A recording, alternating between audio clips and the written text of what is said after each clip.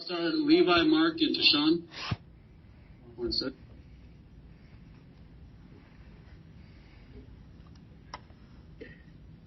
Hey, Josh. First, I just wanted to ask, obviously, with the new rule changes, you decided to switch to number 8 with the jersey expansion. How much meaning does the number 8 have to you since you have worn it, since your childhood, and how cool will it be for you to be back in that number? Yeah, man. I mean, obviously, I wanted to get it last year, but they wanted to charge me 3.5 for it, so I was like, yeah, I'm not gonna do that. But man, I mean, just all my life, that's the number I've always worn. It's just the number I feel like it brings out something different in me. Even in college, I feel like I took that leap in that number. So, I mean, it's gonna be fun to see what I could do with it, and try to make it a staple. Out of curiosity, is there any special attachment as to why you chose 8 even back then? Honestly, not really, man. I mean, just growing up, that was always just a number that I feel like just always caught my eye. I remember when I was in Little League, I had got my jersey stolen, and I had like a 30 number, and I was like, man, nah, I don't know, just something that 8 just make me feel like a superhero for real. Hey, Josh, obviously this offseason was your first time as a player, being in a position to negotiate your contract. Just from your vantage point, how do you feel like that process went, and ultimately why did you decide to come back here with the Raiders? I think it went pretty good. I mean, for both parties, honestly. One of the hardest things in football to do, man, is watch, you know what I'm saying? Or at least for a guy like me. And so I was itching to get back, man. So just to be able to come and, make it make sense for both parties, it was definitely huge. Go ahead, Mark.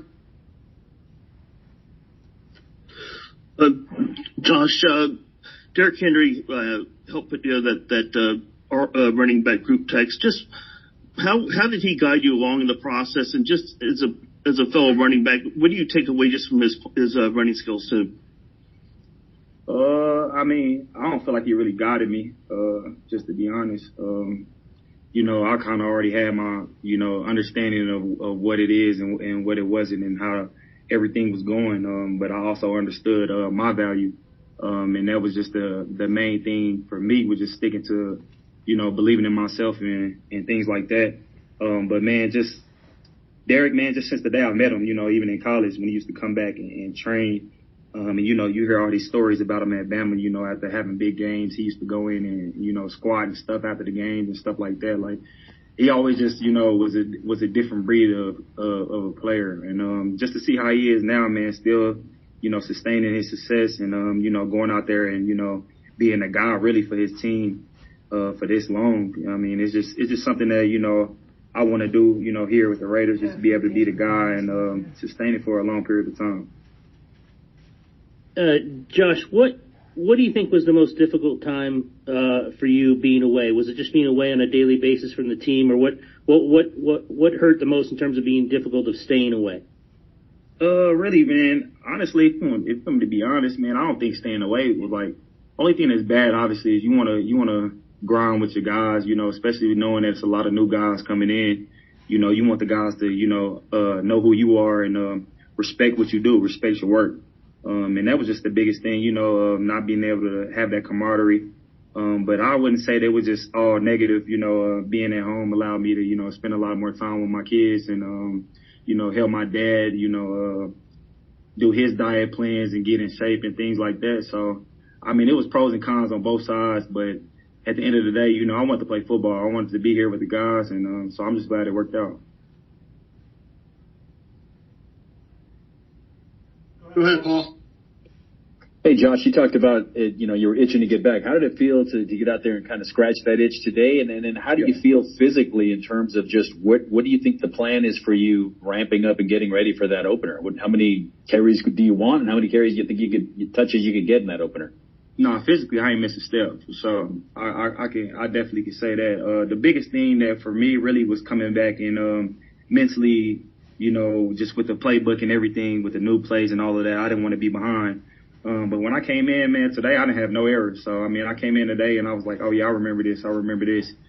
So now it's just about stacking days. So to me, man, I mean, we came up with a workout plan to do over the course of while I wasn't here. I mean, when I wasn't here and stuff like that. And, I mean, I came in and it didn't feel like I missed a step. Hey, Josh, I wanted to ask you about how you spent your time away, and then especially I remember last year you credited a lot of how well the season went to your off-season program and kind of switching up some things. Did you do it similarly this year, make some differences? What was that like? Oh, yeah, man. I mean, ever since last year, I found out what worked for me last year. So it made this year a lot easier, honestly. I still have a full-time chef and all of that type of things.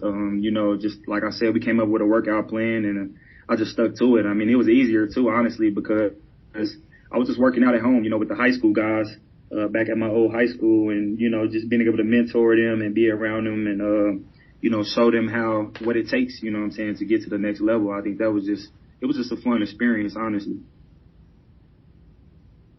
Josh, I know you had a similar situation last year where you were kind of going into a 1 year situation and then expecting to enter free agency after.